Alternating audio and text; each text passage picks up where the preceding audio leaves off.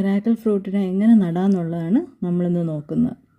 അപ്പോൾ സാമാന്യം വലിപ്പമുള്ളൊരു ചട്ടി എടുക്കുക. ഇതൊരു കുറ്റിച്ചെടി ആയതുകൊണ്ട് തന്നെ മാക്സിമം പോയാൽ ഒരു 2 മുതൽ 3 മീറ്റർ ഹൈറ്റ് വരെയൊക്കെ ഇത് പോവുള്ളൂ. അപ്പോൾ ആ ഒരു കണക്കിനുള്ള ചെടി ആയതുകൊണ്ട് തന്നെ നമുക്ക് ചട്ടിയിൽ വളർത്തിയെടുക്കാനും പറ്റും. അപ്പം വലിയൊരു ചട്ടി എടുക്കുക.